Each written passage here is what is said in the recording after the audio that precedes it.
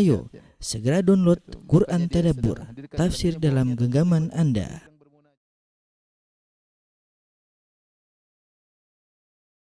Bismillahirrahmanirrahim. Assalamualaikum warahmatullahi wabarakatuh. Alhamdulillahi ala ihsanih wa syukru lahu ala taufiqihi wa amtinanih wa asyhadu an la ilaha illallah wahdahu la syarika lahu ta'ziman li sya'ni wa asyhadu anna Muhammadan abduhu wa rasuluhu da'ila ridwani. Allahumma salli alaihi wa ala alihi wa ashabihi wa ikhwani. Para ikhwan dan para akhwat, para jamaah Masjid Astra yang dirahmati oleh Allah Subhanahu wa taala. Pada kesempatan kali ini insyaallah kita akan bahas atau menyinggung bagian kecil dari perjalanan hidup seorang yang sangat mulia, yaitu Utsman bin Affan radhiyallahu taala anhu, yang digelari dengan Dzunurain, ya. Dzunurain itu pemilik dua cahaya, karena dialah satu-satunya orang yang pernah menikahi dua putri Nabi, ya, dua putri seorang Nabi. Sejak Nabi Adam sampai Nabi Muhammad SAW, hanya seorang laki yang pernah menikah dengan dua putri Nabi, yaitu Utsman bin Affan, ya. Menikah dengan Ruqayyah, kemudian ketika Ruqayyah radhiyallahu anha meninggal dunia, kemudian Utsman menikah dengan Ummu Kulthum bintu Muhammad, ya, sallallahu alaihi wasallam, ya. Tentu keutamaan Utsman sangat banyak, dan dialah salah satu dari Khulafaur Rasyidin yang mendapat rekomendasi dari Nabi sallallahu alaihi wasallam. Kata Rasulullah sallallahu alaihi wasallam, "Alaikum bisunnati wa sunnatil khulafa'ir rasyidin al-mahdiyyin min ba'di. 'addu 'alaiha bin nawajid." Hendaknya kalian memegang sunnahku dan sunnah para khulafa'ur rasyidin yang mendapat petunjuk setelahku, yaitu Abu Bakar, Umar, Utsman dan Ali, ya. Gigitlah sunnah-sunnah tersebut dengan geraham kalian. Baik, kita sebelum membicarakan tentang keutamaan Utsman dan juga sirahnya, kita bahas terlebih dahulu tentang nasab Utsman bin Affan radhiyallahu taala anhu. Jadi Utsman bin Affan bin Abul As bin Umayyah, ya. Makanya Utsman dinisbahkan kepada Bani Umayyah karena Utsman adalah keturunan Umayyah bin Abdi Syams bin Abdi Manaf bin Qusay bin Kilab dan seterusnya, ya. Dan Rasulullah SAW bertemu dengan Utsman pada Abdu Manaf, Abdu Manaf. Adapun ibu beliau, ya, Affan, menikah dengan Arwa, ya. Arwa bintu Quraisy bin Rabi'ah. Quraisy bin Rabi'ah, ya. Yang kembali juga kepada Abdul Syams nasabnya. Dan ternyata Arwa ini, ya, jadi Utsman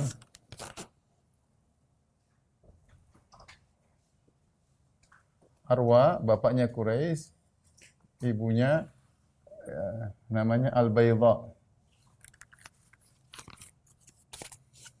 Al-Baydha. Al-Baydha binti Abdul Muttalib, kakek Nabi sallallahu alaihi wasallam, ya, binti bin Abdul Muttalib bin Hashim.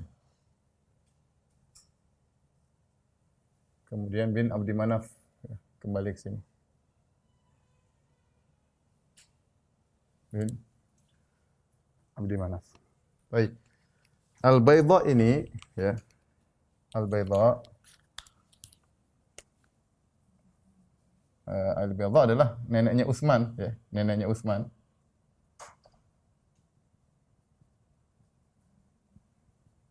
Ternyata kembarannya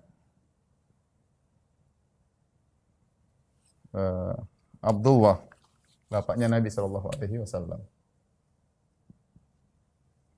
Abdullah Muhammad sallallahu alaihi wasallam. Jadi Muhammad bin Abdullah bin Abdul Muttalib, ya, ini. Jadi rupanya neneknya Utsman adalah tantenya Nabi sallallahu alaihi wasallam. Saya ulangi, Utsman bin Affan bin Abul As bin Umayyah bin Abdi Syams bin Abdi Manaf. Abdi Manaf punya anak, di antaranya Abdul Syams, di antaranya Hashim. Bahkan disebutkan dalam sebagian sejarah bahwasanya Abdul Syams ini kembar, ya. Kembar dengan kembarannya Hashim, ya. Kembar dengan Hashim, ya. Yang keluar Abdus Syams dulu, kemudian baru Hashim, ya. Tetapi ternyata meskipun mereka kembar, keturunannya bersaing antara keturunan Bani Abdus Syams dengan Banu Hashim bersaing, ya. Ta'assub di antara mereka. Sampai-sampai ketika terjadi suatu peristiwa namanya Halful Fudul. Halful Fudul itu adalah suatu atau Halful Fudul adalah suatu perkumpulan perjanjian ketika ada seorang dizalimi, ya, dizalimi, kemudian Banu Hashim ingin menolong orang tersebut, ya. Maka dia kumpulkan orang-orang Quraisy untuk menolong orang tersebut. Maka orang-orang Quraisy, ya, Quraisy itu semuanya dari Qusay ke bawah, ya. Ini semua orang-orang Quraisy.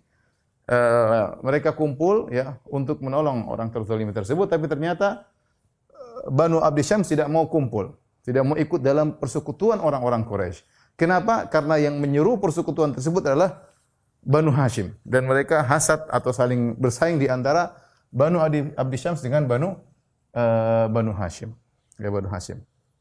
Jadi ada pertikaian antara Banu Abdi Syams dengan Banu Hashim, persaingan, ta'assub kabilah, fanatik suku. Nah, ketika Affan ini pedagang. Dia pedagang kaya raya.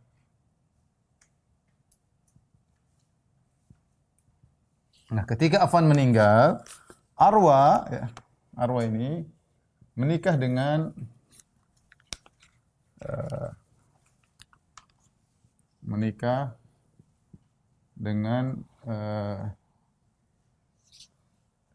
Uqbah bin Abi Mu'aid. Uqbah bin Abi al-Mu'aid. Siapa Uqbah bin Abi al-Mu'aid ini? Inilah orang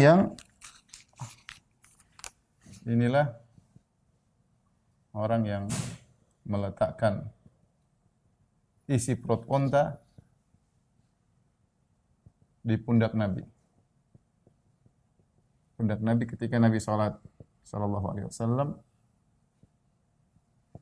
ketika beliau sholat di depan Ka'bah. Sholat depan Ka'bah.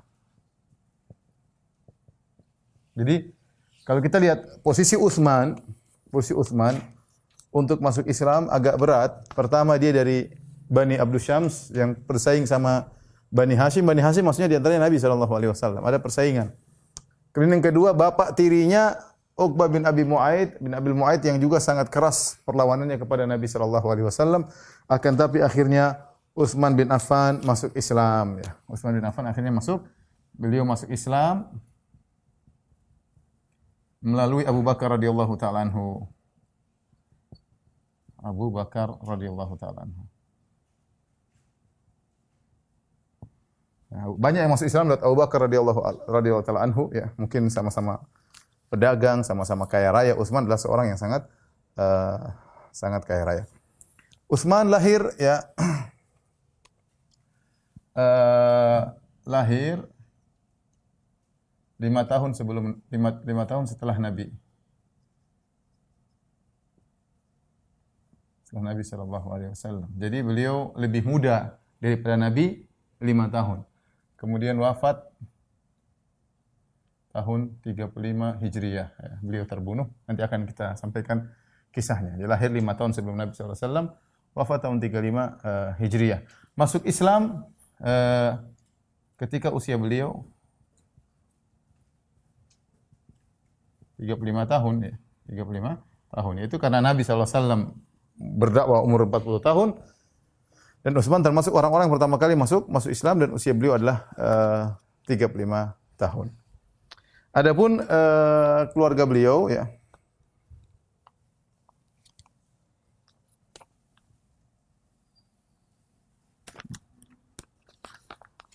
Utsman bin Affan, ya, istri beliau, ya. Utsman bin Affan, istri beliau.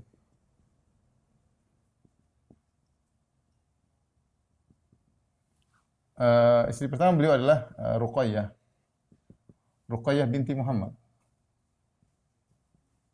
putri Nabi sallallahu alaihi wasallam.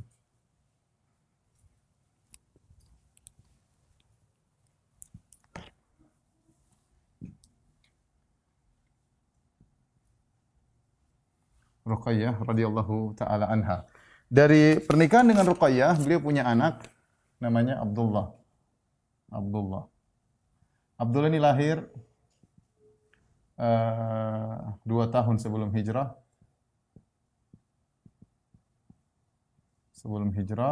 Tapi wafat tahun 4 Hijriah. Itu usia 6 tahun. Sehingga kunyahnya Abdullah ini, sehingga Utsman kunyahnya Abu Abdullah, ya. Kunyahnya Abu Abdullah. Ya, berdasarkan anak beliau yang pertama yaitu Abdullah, ya. Kita tahu Ruqayyah dan Ummu Kulsum sebelumnya dinikahi oleh putra-putranya Abu Lahab, ya, Utbah dan Utaibah, ya. Jadi Nabi SAW menikahkan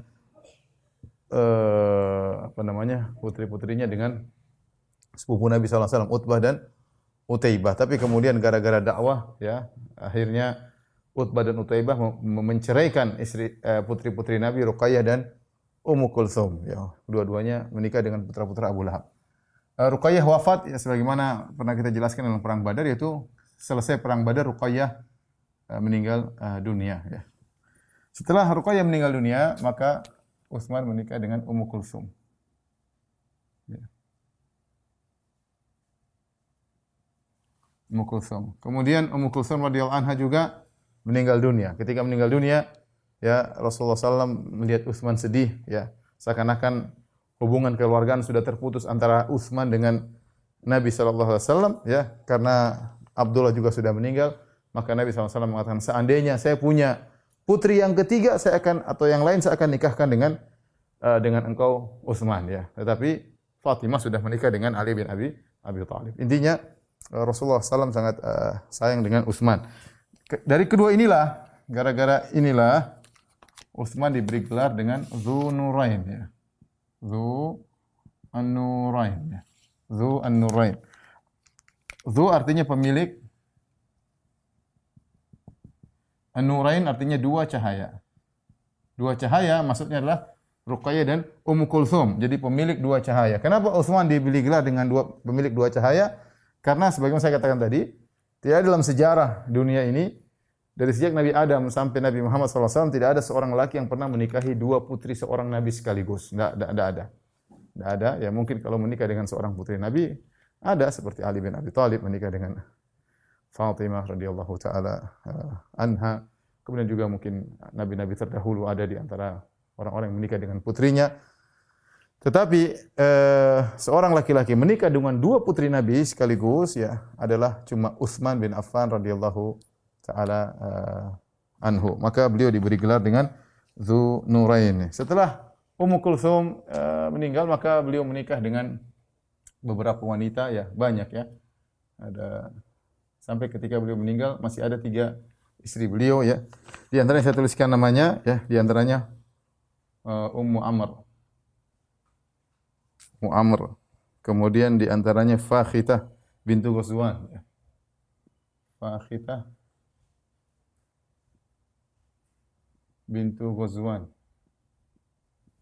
Kemudian di antaranya adalah Fatimah bintul Walid, ya. Ada Ummul Banin, ya. Ummul Banin. Ini di antara istri-istri beliau, ya.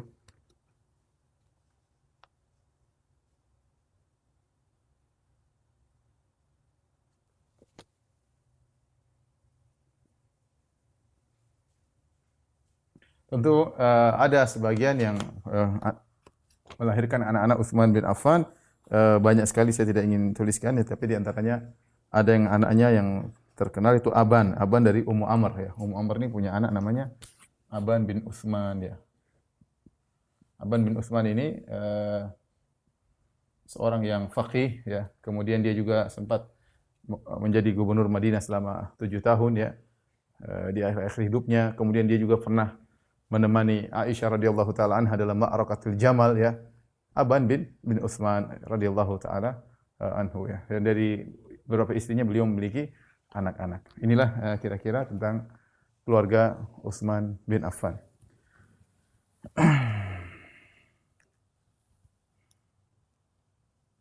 Masih ada istri beliau yang lain, tapi ini saya sebutkan sebagian saja. Artinya ketika beliau meninggal pun masih ada 3 istri. Ketika beliau dibunuh tahun 35 Hijriah. Adapun sifat-sifat Utsman bin Affan radhiyallahu taala anhu, ya, dari secara fisik, ya, disebutkan beliau adalah kana raba'ah. Raba'ah itu tidak tinggi dan juga tidak pendek, yaitu sedang, ya. Beliau orangnya raba'ah, tidak tinggi tidak pendek, orangnya sedang. Kemudian hasanul wajah, beliau orang yang tampan. Kemudian katsirul lihyah, jenggot beliau sangat banyak, tebal. Kemudian asmarul laun, ya, tubuh beliau tidak putih, ya, mungkin coklat ke arah menuju hitam, ya, tidak putih, bukan berkulit putih, ya, yaitu coklat. Kemudian katsirus sya'r, kemudian beliau rambutnya sangat tebal, ya. Kemudian di antara kemuliaan Utsman bin Affan radhiyallahu taala anhu, ya, di masa jahiliyah beliau sudah menjaga diri. Di zaman masa jahiliyah beliau sudah menjaga diri. Di antaranya beliau tidak pernah minum khamar. Beliau tidak pernah minum khamar. Kemudian beliau juga tidak pernah berzina meskipun di zaman jahiliyah, apalagi setelah Islam. Tapi adapun keutamaan Utsman bin Affan maka sangat banyak, ya. Jadi sudah kita singgung sebagiannya, ya, di antaranya digelari dengan Dzunurain. Dzun-Nurain. Sudah kita jelaskan juga apa sebabnya. Kemudian di antaranya beliau termasuk Khulafa ar-Rasyidin. Al-Khulafa ar-Rasyidun yang 4. Abu Bakar, Umar, Utsman dan Ali, ya. Oleh karenanya Rasulullah menyuruh kita untuk mengikuti mereka, Abu Bakar, Umar, Utsman dan Ali. Karenanya di antara para ulama ketika menjadikan dalil tentang bolehnya mengumandangkan azan 2 kali, azan pertama yaitu sebelum waktu, kemudian azan kedua ketika tiba waktu salat Jumat, karena mereka berdalil dengan Utsman bin Affan. Utsman bin Affan di zaman beliau tatkala kaum muslimin semakin banyak, kemudian khawatir orang-orang terlambat untuk datang ke masjid, maka Utsman mengirim para atau orang yang mengumandangkan azan di pasar. Ya, ada jarak, ada jeda antara azan pertama dan azan kedua supaya orang-orang bersiap-siap. Dan itu yang sekarang dipraktikkan di Masjid Nabawi, Masjid Haram, Mekah dan Madinah fil Haramain, di mana mereka mengadakan azan pertama, azan kedua dengan jeda 30 menit, dengan selang 30 menit. Di antaranya diambil dari sunnahnya Utsman bin Affan. Karena Rasulullah SAW yang nyuruh mengikuti sunnah Khulafaur Rasyidin. Alaikum bi sunnati, ikutlah sunnahku. Wa sunnatil Khulafaur Rasyidin, dan sunnah para Khulafaur Rasyidin al-Mahdiyyin min ba'di, yang mendapat petunjuk setelahku. Addu 'alaiha bin nawajidh, gigitlah dengan geraham kalian. Wa iyyakum muhdatsatil umur, hati-hatilah kalian dengan perkara-perkara yang baru. Fa inna kulla muhdatsatin bid'ah, karena setiap perkara yang baru adalah bid'ah, wa kullu bid'atin dhalalah, setiap bid'ah adalah sesat. Kemudian di antara keutamaan Utsman adalah termasuk 10 orang yang dijamin masuk surga. Ya. Kata Nabi sallallahu alaihi wasallam dalam hadisnya, Abu Bakar fil jannah. Yang pertama kali Nabi sebutkan Abu Bakar fil jannah. Kemudian kata Nabi, Umar fil jannah. Umar di surga. Yang ketiga Utsman, nomor 3, Utsman fil jannah. Kemudian keempat Ali fil jannah. Kemudian yang kelima Talha fil jannah, Talha bin Ubaidillah. Kemudian keenam Az-Zubair bin Awwam fil jannah. Kemudian yang ketujuh Abdurrahman bin Auf fil jannah. Yang kedelapan Sa'ad bin Abi Waqqas fil jannah, di surga. Kemudian 9 Sa'id bin Zaid fil jannah. Yang ke-10 Abu Ubaidah Ibnu Jarrah fil jannah. Inilah 10 orang spesial yang dijamin masuk surga. Nomor 3 adalah Utsman bin Affan radhiyallahu taala anhu ya. Adapun kita enggak ada yang jelas, semuanya enggak ada yang jamin ya. Adapun mereka ini sudah terjamin. Dan Nabi menyebutkan Utsman nomor 3 ya. Kemudian juga ada hadis-hadis yang lain. Hadis-hadis lain juga yang menunjukkan Utsman masuk surga ya. Ada juga ya, hadis-hadis lain yang menunjukkan Utsman masuk surga.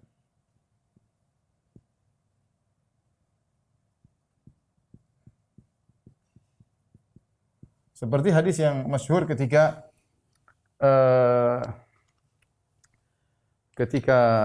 Nabi di hadiqah suatu kebun, kemudian ada Abu Musa al-Asy'ari dalam kebun. Kemudian ada orang minta izin masuk. Ya, kata orang, ada orang minta izin. Assalamualaikum, maka Rasulullah mengatakan, "Idzan lahu wa basyirhu bil jannah." Izinkan dia dan beri kabar gembira bahwa tentang dia masuk surga. Ketika Abu Musa al-Asy'ari membuka pintu, ternyata Abu Bakar. Kata Abu Musa al-Asy'ari, silakan masuk, dan Nabi mengatakan, beri kabar gembira kepada engkau masuk surga. Kemudian tidak lama datanglah Umar minta izin. Kata Rasulullah sallallahu alaihi wasallam, "Idzan lahu wa basyirhu bil jannah wa basyirhu fil jannah." Izinkan dia masuk dan beri kabar gembira dia masuk surga ya. Ternyata Umar bin Khattab radhiyallahu taala anhu. Ketiga Utsman ketuk pintu. Abu Musa tidak tahu siapa yang datang, maka kata Rasulullah sallallahu alaihi wasallam, "Idzan lahu wa basyirhu bil jannah ala balwan tusibuhu." Kata Nabi sallallahu alaihi wasallam, izinkanlah dia masuk dan berilah kabar gembira kepadanya bahwa dia masuk surga ala balwan, namun di atas musibah yang akan menimpanya. Ternyata Utsman bin Affan radhiyallahu taala anhu ya. Kemudian di antaranya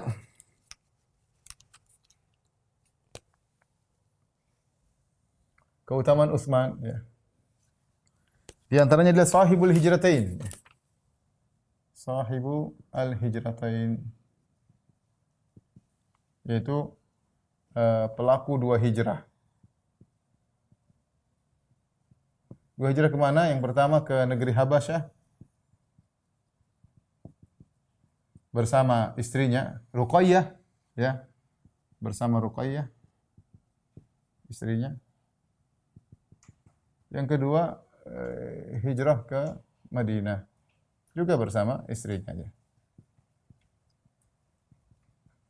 Jadi Utsman bin Affan melakukan hijrah 2 kali ya. Hijrah 2 kali. Kemudian di antara keistimewaan Utsman radhiyallahu taala anhu adalah jasanya dalam jihad. Jasanya dalam jihad fi sabilillah. Baik, kita akan sebutkan beberapa kisah tentang Utsman dari peristiwa-peristiwa hijrah. Di antaranya yang pertama adalah dalam perang Badar. Dalam perang Badar, perhatikan, Utsman bin Affan radhiyallahu taala anhu tidak ikut perang Badar. Dia ingin ikut perang Badar ya. Karena kejadian waktu itu di luar dugaan, disangka akan menangkap cuma Abu Sufyan yang cuma dijaga atau dikawal oleh puluhan orang aja ya. Jadi Nabi tidak terlalu mengajak para sahabat untuk berperang ya. Ternyata yang dilawan adalah Abu Jahal dengan 1000 pasukan. Tetapi ketika itu Utsman ingin ikut, tetapi Rasulullah SAW melarang Utsman. Kenapa? Karena Ruqayyah sedang sakit. Ruqayyah sedang sakit sehingga Rasulullah SAW menyuruh Utsman untuk merawat Ruqayyah. Dan ketika selesai perang Badar, maka Rasulullah SAW mengutus Zaid bin Harithah untuk beri kabar gembira tentang kemenangan kaum muslimin dalam perang Badar. Ketika Zaid sampai di kota Madinah, ternyata Ruqayyah baru saja dikuburkan. Ruqayyah baru saja radhiyallahu anha baru saja dikuburkan. Maka Rasulullah SAW menghibur Utsman. Rasulullah SAW mengatakan, laka ajru rajulin syahida badran wa sahmuhu. Perhatikan kata Nabi SAW, laka ajru rajulin syahida badran wa sahmuhu. Maksudnya engkau dapat pahala orang ikut perang Badar dan engkau juga mendapat bagian dari ghanimah perang Badar, yaitu engkau dapat pahala perang Badar dan juga ghanimahnya. Kenapa? Karena Utsman sebenarnya ingin ikut perang Badar, tetapi dia tidak ikut karena disuruh oleh Nabi untuk menjaga putrinya Ruqayyah. Oleh karenanya ketika Imam Al-Bukhari menyebutkan tentang Asma al-Badriyin, orang-orang yang ikut dalam perang Badar, di antaranya Utsman bin Affan Al-Badri. Padahal dia tidak ikut perang. Spesial Utsman. Tidak ikut perang tetapi dapat gelar Al-Badri. Utsman bin Affan Al-Badri, yaitu Utsman bin Affan ikut perang Badar. Kenapa? Karena dia merawat putri Nabi SAW, kemudian meninggal dunia Ruqayyah, dan dia mendapat pahala perang Badar, dan dia juga dapat ghanimahnya. Dan kita tahu namanya kaum muslimin, di antara kaum muslimin yang terbaik adalah yang ikut serta dalam perang Badar. Ya. Sebagaimana para malaikat yang ikut perang Badar, malaikat yang terbaik juga, sebagaimana pernah kita jelaskan dalam peristiwa perang Badar. Adapun dalam perang Uhud,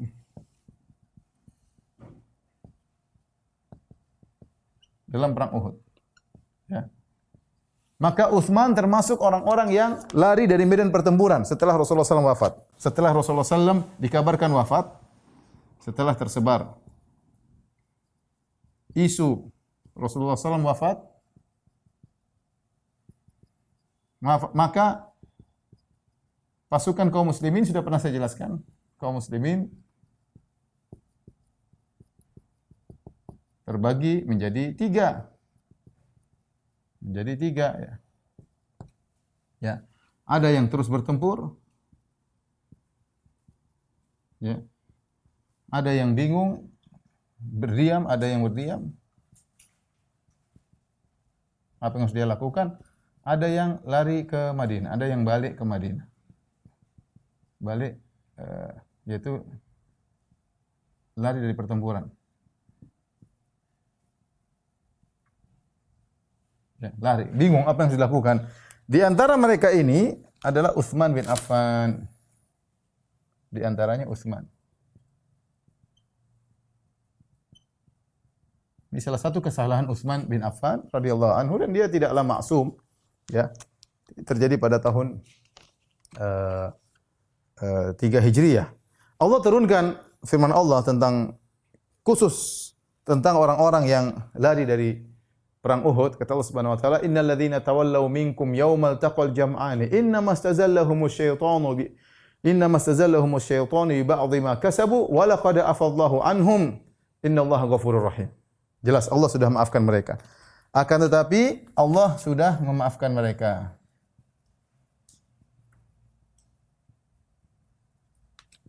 Kenapa saya harus menjelaskan ini? Ya, karena ini masih dijadikan alasan orang-orang Syiah untuk mencela Utsman bin Affan. Mereka mengatakan Utsman lari dari perang. Subhanallah, bukan cuma Utsman saja, banyak. Tetapi apa kata Allah? Allah sudah maafkan. Kata Allah, "Innal ladzina tawallaw minkum yaumal taqal jam'an." Sungguhnya orang-orang yang lari dari medan pertempuran ketika perang Uhud, ketika pertemuan dua pasukan. Innamastazalluhumus syaitanu bi ba'dhi ma kasabu. Sungguhnya itu terjadi karena kesalahan mereka sebelumnya, setan menggelincirkan mereka. Tapi kata Allah apa? Wa laqad afallahu anhum. Kata Allah, wa laqad afallahu anhum. Allah sudah maafkan mereka. Innallaha ghafurur rahim. Allah Maha Pengampun lagi Maha Penyayang. Ya. Oleh karena ketika ada seorang Khawarij datang kepada Ibnu Umar untuk mencela Utsman bin Affan, ya, maka dia bertanya, "Bukankah Utsman lam yashhad Badran? Bukankah Utsman tidak ikut perang Badar?" Kata Ibnu Umar, "Benar." Jadi dia sudah membunuh Utsman, kemudian ingin mencela Utsman di belakangan hari. Maka datang kepada Ibnu Umar, dia tanya 3 pertanyaan untuk menyenangkan hatinya. Dia berkata, "Bukankah Utsman tidak ikut perang Badar?" Kata Ibnu Umar, "Iya." "Bukankah Utsman lari dari perang Uhud?" Kata Ibnu Umar, "Iya." Ya. Ditanyakan kepada Ibnu Umar radhiyallahu taala anhu, ya. Kemudian, bukankah Utsman tidak membaiat Nabi ketika peristiwa Hudaybiyah? Ya. Maka kemudian Ibnu Umar mengatakan, "Iya, tapi Umar bantah." Ya, di antaranya Ibnu Umar jelaskan, Utsman tidak ikut perang Badar karena disuruh Nabi merawat putrinya. Utsman tidak ikut perang Uhud atau lari dari perang Uhud. Utsman salah, tetapi Allah sudah maafkan. Allah sudah maafkan kesalahan Utsman kepada siapa? Kepada Allah. Dan walaqad afallahu anhum. Allah sudah maafkan, terus Anda tidak maafkan? Ya. Ini terjadi pada tahun 3 Hijriah. Dan lihat bagaimana kemudian Utsman yang lainnya, namanya manusia bisa salah dan sudah dimaafkan. Terus apa masalahnya? Kecuali kalau Allah tidak maafkan. Allah sudah maafkan, kenapa Anda sewot? Gampangannya demikian. Ya. Utsman bin Affan sudah dimaafkan oleh Allah Subhanahu wa taala. Ini yang kedua dalam perang Uhud. Kemudian misalnya dalam Ghazwat Ghatafan, dalam perang Ghatafan, perang melawan kabilah Ghatafan,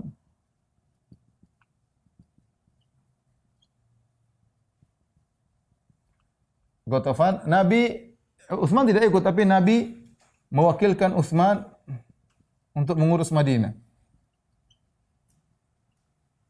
Utsman ya,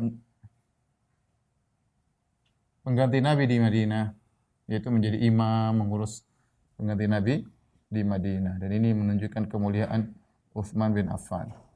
Demikian juga perang Dzatur Riqa ya, sama Ghazwat Dzatur Riqa.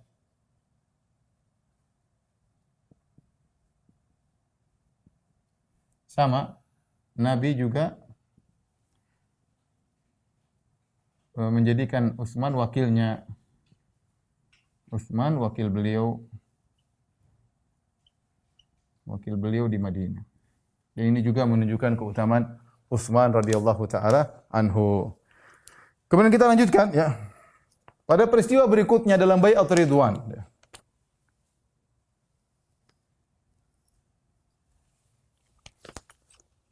Yang berikutnya dalam Bai'at Ridwan.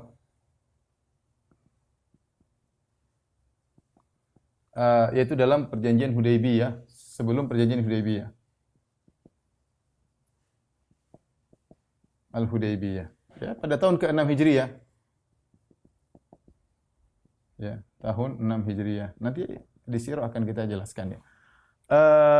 Ketika itu Nabi sallallahu alaihi wasallam pergi untuk umrah, berangkat untuk umrah bersama para sahabat, sekitar 1.500 sahabat, niat untuk umrah, tidak untuk perang. Maka tibalah mereka di Hudaybiyah. Hudaybiyah adalah tanah halal yang paling jauh dari tanah haram ya. Batasan terjauh Hudaybiyah sekitar 20 sekian kilometer. Maka Nabi berhenti di situ, Nabi ingin masuk.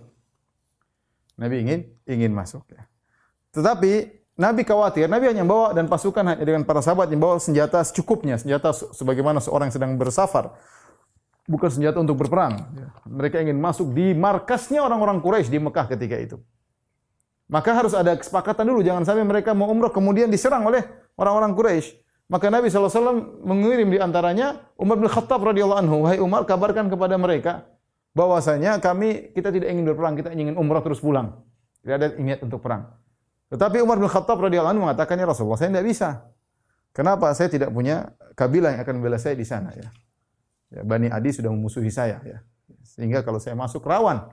Ya, akhirnya Umar berkata, bagaimana kalau Utsman yang diutus? Akhirnya Utsman yang diutus. Bayangkan Utsman masuk ke markasnya orang-orang kafir Quraisy.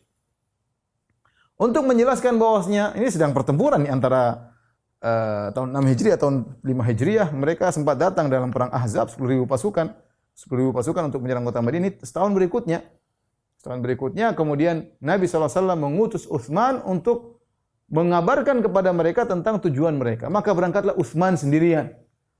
Pakai kain ihram. Kemudian berjalan masuk ke pusat lokasi orang-orang Quraisy. Ya, kemudian sampai di sana apa yang dikatakan Utsman? Utsman menasihati mereka. Kata Utsman, wahai orang-orang Quraisy, berimanlah kepada Muhammad sallallahu alaihi wasallam, ya. Berimanlah, sungguhnya inilah agama yang benar. Utsman menasihati mereka. Kalau kalian tidak setuju dengan dakwahnya Nabi Muhammad sallallahu alaihi wasallam, ya sudah, takfun, ya sudah, kalian jangan menyerang kami, biarkan kabilah lain yang menyerang kami. Kalian nonton aja. Kalau ternyata Muhammad SAW melawan lawan kabilah yang jangan, Quraisy sudah nonton aja, Quraisy nonton. Kalau Muhammad melawan kabilah yang lain, ternyata Muhammad kalah, itu kan yang kalian senangi. Kalau ternyata Muhammad menang, kalian ikut jaya sama-sama Quraisy. Mereka tidak mau. Kami tidak mau dengan dakwahnya Muhammad. Jadi mereka tidak setuju dengan perkataan Utsman. Maka Utsman menjelaskan bahwasanya Rasulullah SAW dan para sahabat datang bukan untuk perang, tapi untuk umrah. Kemudian mereka tawarkan lagi, wahai Utsman, kau umrahlah dulu, tawaf dulu. Bayangkan Nabi sudah tahun 6 Hijriah, berarti Nabi sudah 6 tahun tidak umrah. Dan para sahabat sudah sangat rindu untuk pulang kampung karena mereka kaum muhajirin, mereka pulang kampung ke Mekah untuk umrah padahal dulu mereka tinggal dekat Ka'bah. Jadi kerinduan yang luar biasa. Tentu Utsman juga sangat luar biasa ingin tawaf. Tetapi ketika Utsman ditawarkan, silakan engkau tawaf baru pulang ketemu Muhammad, kata dia enggak. Aku enggak akan tawaf kalau Muhammad tidak tawaf. Ketika Utsman terlambat pulang, maka ada isu tersebar bahwasanya Utsman terbunuh. Utsman dibunuh. Saya ingin jelas bagaimana keberanian Utsman. Utsman datang sendiri masuk ke markasnya orang-orang Quraisy. Padahal taruhannya nyawa. Ya. Maka ada isu bahwasanya Utsman terbunuh. Nabi SAW tidak tahu ilmu gaib. Nabi tidak dikabarkan tentang kondisi Utsman yang sungguhnya oleh Allah Subhanahu wa taala. Jibril tidak kasih tahu. Maka Nabi menyangka Utsman meninggal dunia atau masih hidup tapi tertahan. Intinya setelah itu Nabi membuat suatu baiat namanya baiatur ridwan. Yang Allah abadikan dalam Al-Qur'an, laqad radiyallahu 'anil mu'minina idh yubayyi'unaka tahta asy-syajarah fa'alima ma fi qulubihim. Ya, sungguh Allah telah ridha kepada orang-orang beriman yang membaiat Nabi di bawah sebuah pohon. Ya. Fa'alima ma fi qulubihim. Allah tahu bagaimana tulusnya hati mereka. Makanya Nabi SAW mengatakan tidak seorang pun dari yang membaiatku di bawah sebuah pohon masuk neraka. Enggak ada kecuali satu orang. Seorang munafik yang ikut serta bersama mereka. Semuanya masuk surga kata Nabi SAW. Ketika Nabi membaiat para sahabat, baiatnya apa? Alal maut, yaitu siap mati membela Rasulullah SAW. Maka Nabi memegang tangannya, Nabi mengatakan ini baiat Utsman kepadaku.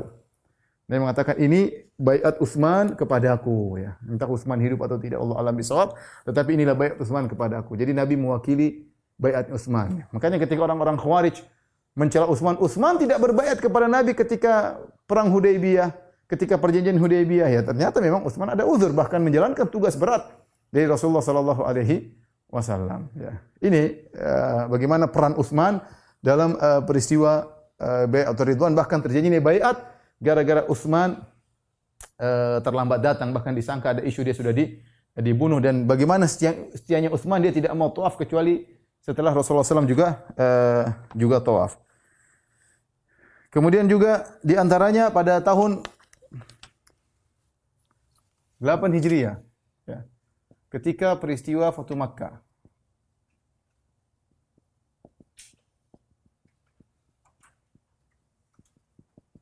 Ya, ketika peristiwa Fatu Makkah, Utsman, ya, memberi syafaat.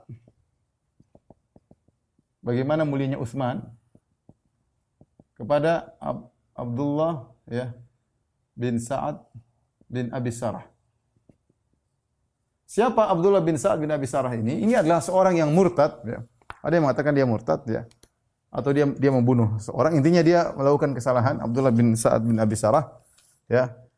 Beliau ini sampai divonis oleh Nabi SAW, barang siapa yang menemukan 4 orang di antaranya ini, maka bunuhlah di Mekah. Ya, 4 orang ini bunuhlah meskipun dia bergantung di sitar Ka'bah, bunuhlah. Maka ketika terjadi Fatu Makkah, kaum muslimin masuk ke dalam kota Mekah, Abdullah bin Sa'ad bin Abi Sarah ini sembunyi di rumah Utsman bin Affan. Di rumah Utsman bin Affan. Dia minta tolong kepada Utsman bin Affan. Jadi dia tahu Utsman bin Affan dimuliakan oleh Rasulullah sallallahu alaihi wasallam. Maka kemudian Utsman bin Affan membawa Abdullah bin Abi Sarah kepada Nabi. Kata Utsman, "Ya Rasulullah, hadza Abdullah bin Abi Sarah, ya, datang kepada engkau ya Rasulullah. Fabayyihu, baiatlah kepada dia." Nabi tidak mau berikan tangannya. Nabi lihat dia, Nabi tundukkan pandangan. Kemudian dia, "Ya Rasulullah, baiat." Rasulullah tidak mau tundukkan tangannya. Sampai 3 kali baru kemudian Rasulullah SAW membaiat Abdullah bin Abi Sarah, ya. Dia masuk Islam kembali, ya. Ketika selesai itu Nabi berkata, "Kenapa tadi ketika saya tidak mau baiat, kenapa tidak salah seorang dari kalian yang paham kemudian membunuh dia, ya?" Kata para sahabat, "Kami tidak tahu apa dalam isi hatimu ya Rasulullah. Coba kalau kau kasih isyarat agar kami bunuh." Ya, dengan isyarat matamu, kata Rasulullah SAW, tidak pantas bagi seorang Nabi untuk ada kha'inatul a'yun, dengan isyarat mata. Intinya akhirnya orang ini dengan syafaat Utsman diterima oleh Nabi SAW untuk kembali berbaiat kepada Nabi, padahal Nabi sudah vonis untuk dibunuh. Dan akhirnya dia masuk Islam dan bagus Islamnya, ya. Setelah itu kemudian di zaman Utsman menggunakan, di zaman Umar menggunakannya untuk pengurusan kenegaraan, demikian juga di zaman Utsman bin Affan radhiyallahu taala anhu. Tapi saya ingin jelaskan bagaimana Utsman beri syafaat dan diterima oleh Nabi sallallahu alaihi wasallam. Kemudian di antara keistimewaan Utsman yang paling istimewa adalah dalam perang Tabuk. Dalam perang Tabuk. Perang Tabuk disebut dengan al-usrah, ya, al-usrah. Dalam Al-Qur'an disebutkan. Al-usrah artinya sulit, artinya sulit. Kenapa perang Tabuk disebut Ghazwatul Usrah, perang yang sulit? Karena perang Tabuk terjadi di musim panas, yang sangat panas. Musim yang sangat panas, ya. Kemudian ketika itu kaum muslimin dalam kondisi miskin, sulit, ya. Sementara musuh yang dihadapi sangat berat, yaitu Romawi. Sementara perjalanan harus menempuh jalan sekitar 750 kilo atau 800 kilometer. Maka ini perang yang sangat berat, sampai disebut dengan Ghazwatul Usrah. Perang yang sangat berat. Maka ketika itu Nabi SAW melihat para sahabat yang miskin tidak punya apa-apa. Ya, maka Nabi SAW memberi motivasi kepada para sahabat untuk membantu pasukan perang. Kata Nabi SAW, man jahaza haula atau man jahaza jaisal usrah falahul jannah atau falahu khairun fil jannah. Kata Nabi, barang siapa yang persiapkan pasukan perang untuk perang Tabuk, ya, maka bagi dia surga atau bagi dia kebaikan yang lebih baik di surga.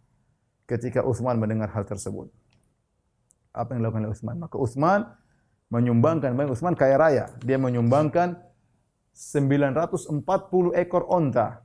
Ya, 940 ba'iran. 940 ekor onta dan situna farasan, 60 kuda. Serahkan kepada Nabi. Luar biasa. Ini bukan jumlah sedikit. Banyak. 900.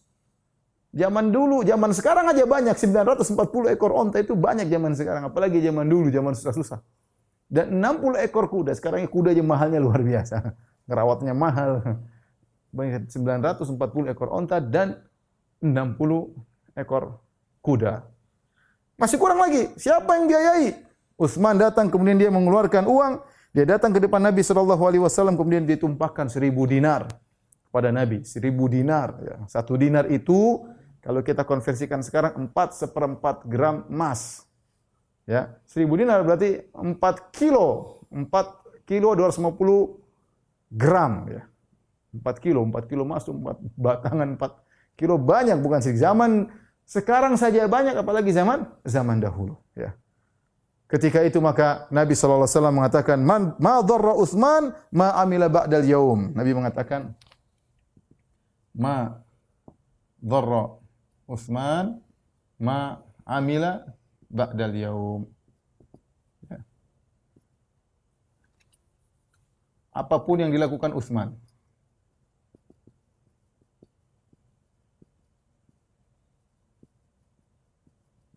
setelah hari ini, maka tidak akan memudaratkannya. Akan memudaratkannya. Artinya kalau gampangannya kita bahasanya, sudah dibayar lebih dahulu. Ya. Apapun dilakukan dimaafkan, gampangannya demikian. Karena Nabi yang bilang, ma dharra Utsman ma amila ba'dal yaum. Apa yang Utsman lakukan setelah ini tidak akan beri mudarat kepada Utsman. Dan jangan lupa Utsman termasuk peserta perang Badar, ya.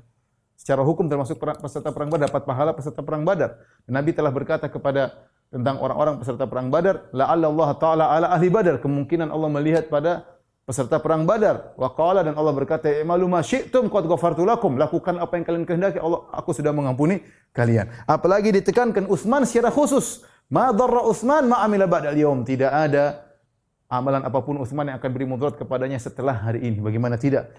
Dia jahaza jaishal usrah, dia siapkan pasukan untuk perang.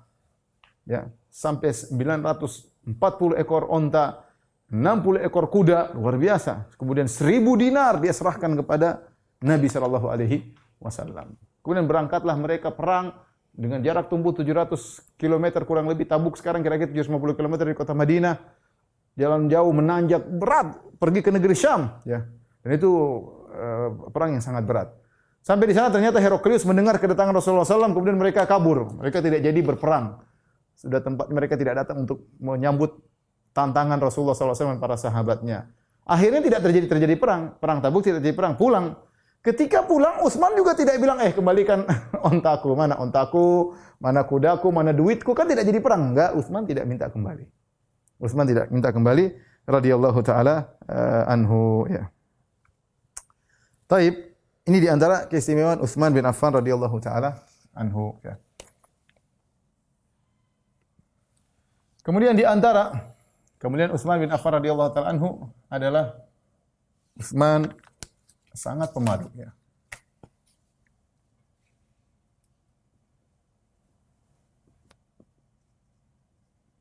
Utsman sangat pemalu. Saya bacakan ya. Dalam hadis ya. Bagaimana Utsman sangat pemalu ya. Dari Aisyah radhiyallahu taala anhu ya. Bahwasanya Abu Bakar minta izin kepada Rasulullah sallallahu alaihi wasallam wa huwa muttaji'un ala firashihi labisun mirta Aisyah. Ketika itu Rasulullah sallam Abu Bakar ingin minta izin ketemu Nabi sallallahu alaihi wasallam sementara Nabi sedang berbaring di tempat tidurnya atau di alas tidurnya labisu mirti Aisyah, pakai kain Aisyah. Itu Nabi pakai kain Aisyah mungkin untuk menyelimuti sebagian tubuhnya. Fa azina li Abu Bakar wa huwa kadzalik. Maka kata Nabi silakan. Abu Bakar masuk ingin bertemu dengan Nabi, kemudian menyampaikan hajatnya dan Nabi tetap memakai sarung atau kain Aisyah. Faqada ilaihi hajatahu tsumma sarafa. Kemudian Nabi menyelesaikan kebutuhan hajatnya Abu Bakar, kemudian Abu Bakar pulang. Tsumma sta'dzana Umar. Kemudian Umar minta izin ketemu Nabi sallallahu alaihi wasallam. Fa adzina lahu wa huwa ala tilkal hal. Maka Nabi pun mengizinkan Utsman dan dia masih dalam kondisi mengizinkan Umar untuk bertemu dengan Nabi dan Nabi dalam kondisi demikian pakai kainnya Aisyah. Itu kain wanita ya, mungkin Rasulullah untuk tutup sebagian tubuhnya, kainnya milik Aisyah radhiyallahu taala anha. Kemudian Umar menyampaikan hajatnya, faqada ilai hajatahu tsumma sarafa. Kemudian Nabi menyelesaikan hajatnya Umar, kemudian Umar pun pergi. Kemudian Utsman menceritakan, "Tsumma sta'dzantu alaihi fajalasa." Ya. Kemudian aku pun, ini hadis diriwayatkan oleh Aisyah dan Utsman. Utsman berkata, aku pun minta izin untuk bertemu dengan Nabi sallallahu alaihi wasallam. Tadinya Rasulullah berbaring, tiba-tiba Rasulullah SAW duduk. Rasulullah SAW duduk. Kemudian waqala li Aisyah, Rasulullah berkata, "Ijma'i alaiki thiyabaki." Ini ambil bajumu, ambil kainmu. Ya Rasulullah mengembalikan baju Aisyah. Faqadaitu ilai hajati, kata Utsman, aku pun menyampaikan hajatku kepada Nabi, ada keperluan. Tsumman saraftu, kemudian aku pergi. Faqalat Aisyah berkata setelah Utsman pergi, "Ya Rasulullah, mali lam araka fazi'ta li Abi Bakar wa Umar." Kenapa aku tadi lihat kau ketika Abu Bakar dan Umar datang, kau biasa-biasa saja, tidak apa namanya? Apa gitu, siap-siap apa ya. Tidak gopoh gampangannya ya. Kama fazi'ta li Utsman, ketika Utsman masuk kau gopoh, yaitu ingin segera ambil bajumu ya agar ketemu dengan Utsman. Ya, waktu Abu Bakar dan Umar masuk santai-santai aja. Apa Rasulullah sallallahu alaihi wasallam? "Inna Utsmana rajulun hayy." Sungguhnya Utsman adalah seorang yang sangat pemalu. Wa inni khashitu in adzintu lahu ala tilkal hal an la yuballigha ilayya fi hajatihi, atau an iya. Aku khawatir seandainya Utsman bertemu dengan aku dalam kondisi aku tadi masih berbaring, kemudian memakai kainmu, aku khawatir Utsman tidak jadi menyampaikan hajatnya kepadaku. Kenapa? Saking malunya Utsman, ya. Dan ini sifat yang mulia, kata Nabi SAW, al-haya'u syu'batun min syu'abil iman. Rasa malu adalah bagian daripada iman, cabang dari cabang keimanan. Dalam riwayat yang al-haya'u minal iman. Ya, rasa malu adalah bagian dari keimanan. Oleh karenanya Utsman memiliki sifat malu dan ini mengantarkan kepada akhlak yang mulia, akhlak yang sangat mulia. Karena kata para ulama, rasa malu yang baik ya, itu adalah anugerah dari Allah yang mengantarkan seorang untuk melakukan banyak akhlak mulia. Akhlak mulia kepada Allah, dia malu kalau dia tidak beribadah, dan akhlak mulia kepada sama manusia. Malu kalau melakukan hal-hal yang tidak baik. Sehingga malu yang benar akan mengantarkan dia berakhlak mulia kepada Allah dan berakhlak mulia kepada sama manusia. Taib. Di antara keistimewaan Utsman, karena begitu memiliki akhlak yang mulia sampai malaikat malu kepadanya ya. Saya perlu catat lagi ya. Jadi kita ingat rasa malu ini ya, rasa malu ya. Malu mengantarkan akhlak yang mulia.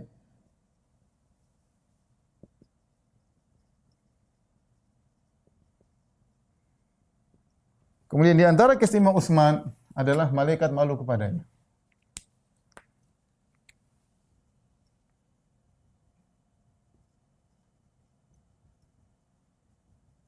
Saya bacakan lagi hadisnya ya. Hadis juga menakjubkan tentang Utsman bin Affan radhiyallahu taala anhu. Dari Aisyah radhiyallahu anha qalat, Aisyah berkata, "Kana Rasulullah sallallahu alaihi wasallam mutaji'an fi baiti kashifan an fakhidai aw saqaihi." Suatu hari Rasulullah SAW sedang berbaring di rumahku dalam kondisi kedua pahanya tersingkap atau kedua betisnya tersingkap. Fasta'dzana Abu Bakrin, maka Abu Bakar minta izin ketemu Nabi sallallahu alaihi wasallam. Fa'adzina lahu, maka Nabi pun mengizinkan. Wa huwa ala tilkal hal, Nabi dalam kondisi demikian masih tersingkap betisnya atau pahanya. Fatahaddatsa, maka Nabi ngobrol sama Abu Bakar. Tsumma sta'dzana Umar fa'adzina lahu. Kemudian setelah itu Umar minta izin untuk ketemu Nabi dan Nabi izinkan. Wa huwa kadzalika, Nabi dalam kondisi demikian tersingkap sebagian pahanya atau sebagian betisnya. Ya. Kemudian Nabi fatahaddatsa, Nabi ngobrol sama Umar. Kemudian berikutnya tsumma sta'dzana Utsman. Kemudian Utsman minta izin ketemu Nabi. Fajalasa Rasulullah sallallahu alaihi wasallam wa sawwa thiyabahu. Maka Rasulullah SAW pun duduk, tadinya berbaring. Ketika Utsman masuk, maka Nabi pun duduk. Nabi atur rapi bajunya yang tadinya tersingkap, Nabi tutupi, ya. Fadakhala fatahaddatsa, kemudian Utsman pun masuk ngobrol. Falamma kharaja, tatkala Utsman pergi, qalat Aisyah berkata, dakhala Abu Bakrin falam tahtashya lahu wa lam tubali, thumma dakhala Umar falam tahtashya lahu wa lam tubali. Ya Rasulullah, ketika masuk Umar, Utsman, masuk Abu Bakar dan Umar, kau biasa-biasa kau tidak peduli, enggak ada masalah, ya. Tsumma dakhala Utsman fajalasta wa sawait. Tapi ketika Utsman datang, kau duduk dan kau perbaiki siyabaka, bajumu kau perbaiki. Apa kata Nabi sallallahu alaihi wasallam? Ala astahyi min rajulin tastahyi minhul malaika. Tidakkah aku malu kepada orang yang malaikat malu kepadanya? Dan ini adalah luar biasa, ya. Ya, kita bicara secara kehidupan sehari. Kenapa saya malu sama si fulan? Biasanya saya malu sama si fulan karena si fulan ini memiliki keistimewaan dan saya merasa rendah sehingga saya malu sama dia. Ya, tapi kalau kita merasa tinggi, kita enggak malu sama orang, kita rasa tinggi. Tapi ketika orang itu lebih mulia dari kita, biasanya kita punya kekurangan, kita malu sama dia, ya. Seakan-akan kita melakukan kesalahan atau apa, ya. Jadi maksudnya apa? Maksudnya begitu agungnya Utsman bin Affan sampai malaikat, makhluk yang agung, yang mulia, yang tidak pernah bermaksiat, malu kepada Utsman. Entah apa ibadahnya Utsman luar biasa, ya. Sampai malaikat malu kepada Utsman radhiyallahu taala anhu. Bisa jadi karena sifat malunya Utsman yang mengantarkan dia melakukan banyak kebajikan, ya, sehingga malaikat pun malu kepada Utsman radhiyallahu taala anhu. Kemudian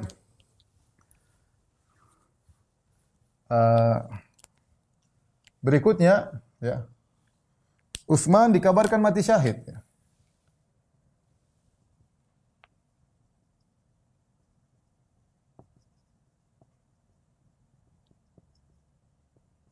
Ketika Nabi SAW sedang naik bersama Abu Bakar dan Umar dan Utsman di atas gunung Uhud, irtajafa Uhud, tiba-tiba gunung Uhud bergetar.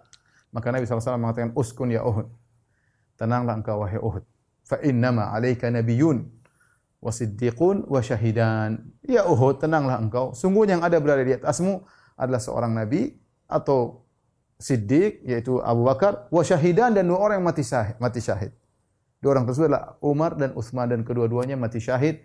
Inilah kabar gembira bagi Utsman bahwasanya dia akan mati syahid, dan Rasulullah memberi isyarat memberi kabar kepada Utsman, dan insyaallah akan kita jelaskan pada kesempatan pertemuan berikutnya, ya. Masih ada pembahasan kita tentang Utsman bin Affan, tentang bagaimana dermawannya Utsman sudah kita singgung, nanti akan kita singgung lagi bagaimana dermawan beliau di kesempatan yang lain, dan juga bagaimana akhirnya Utsman meninggal dunia dibunuh oleh orang-orang pemberontak, ya, yang memberontak kepada pemerintahan Utsman. Kita tunda pembahasannya insyaallah pekan depan. Tapi demikian saja, ya, makasih Bang Pitung dan kawan-kawan atas perhatiannya. Insyaallah Allah mudahkan kita untuk berjumpa pekan depan, masih melanjutkan tentang sirah Utsman bin Affan radhiyallahu taala anhu. Saya mohon maaf atas segala kekurangan. Wabillahi taufiq wal hidayah. Assalamualaikum warahmatullahi wabarakatuh.